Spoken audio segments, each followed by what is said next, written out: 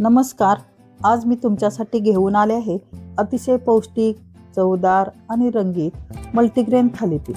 सकाळच्या नाश्त्यासाठी, डब्यासाठी किंवा संध्याकाळच्या हलक्या जेवणासाठी हा एक उत्तम पर्याय आहे. चला तर रेसिपीला सुरुवात करूया. थालीपीठ बनवण्यासाठी मी अर्धी वाटी ज्वारीचे पीठ, अर्धी वाटी बाजरीचे पीठ व अर्धी वाटी तांदळाचे पीठ घेतलेले आहे. आता मी याच्यामध्ये किसलेले गाजर तसेच मी बीट वाफवून घेऊन ते किसून घेऊन त्यातलं पाणी काढून घेतलेलं आहे. आता आपण याच्यामध्ये चिरलेली मेथी, चिरलेली कोथिंबीर घालणार आहोत. तसेच मी एक बारीक चिरलेला कांदाही घातलेला आहे. 2 चमचे तेल घेतलेले आहेत. अर्धा चमचा हळद, अर्धा चमचा ओवा व पाव चमचा हिंग घेतलेला आहे. आपण याच्यामध्ये थोडंसं लाल तिखटही घालणार आहोत.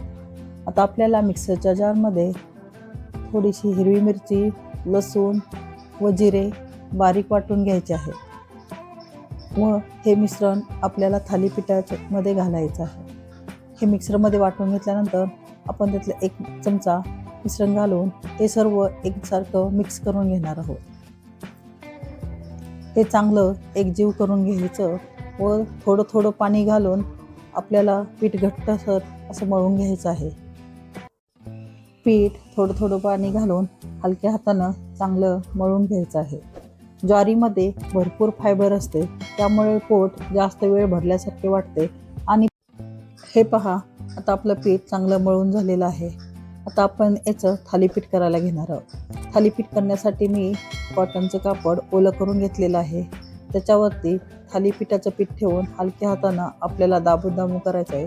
सुरुवातीला आपण थोडा पाण्याचा हात घ्यायचा, म्हणजे थालीपीठ हाताला चिटकत नाही व आपल्याला जेवढं पातळ किंवा जाड जसं पाहिजे तसं आपण थालीपीठ बनवून घेऊया. बाजरी शरीराला ऊर्जा देते, तसेच लोह, मॅग्नेशियम आणि इतर खनिजांचा चांगला स्रोत आहे. तांदूळाचे पीठ थालीपीठाला छान कुरकुरीत पोट देते. बीटमध्ये फोलेट, अँटीऑक्सिडंट आणि नैसर्गिक रंगद्रव्य असतात, त्यामुळे हा पदार्थ दिसायलाही आकर्षक होतो. गाजर हे विटॅमिन ए चे चांगले स्रोत आहे. डोळ्यांच्या आरोग्यासाठी उपयुक्त मानले जाते व मेथीमध्ये फायबर असल्यामुळे थालीपीठाला चव आणखी छान बनवते. तुम्ही याच्यामध्ये दुसऱ्याही तुमच्या आवडीनुसार भाज्या घालू शकता. आपल्याला ज्या भाज्या हव्या आहेत त्या तुम्ही त्याच्यामध्ये घालून आपले थालीपीठ पौष्टिक बनवू शकता. आता आपण तवा गरम करत ठेवलेला आहे व त्याच्यावर तेल टाकून थालीपीठ टाकणार आहोत.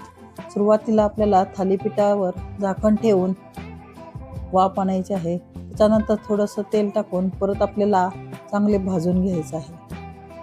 आता हे थालीपीठ आपण उलटून घेणार आहोत व उलटून घेऊन 2-3 मिनटं परत तव्यामध्ये चांगलं भाजून घ्यायचं आहे. अशा प्रकारे आपलं थालीपीठ रेडी झालं. आता तुम्हाला ही रेसिपी आवडली असेल तरी नक्की कमेंट करून सांगा. धन्यवाद.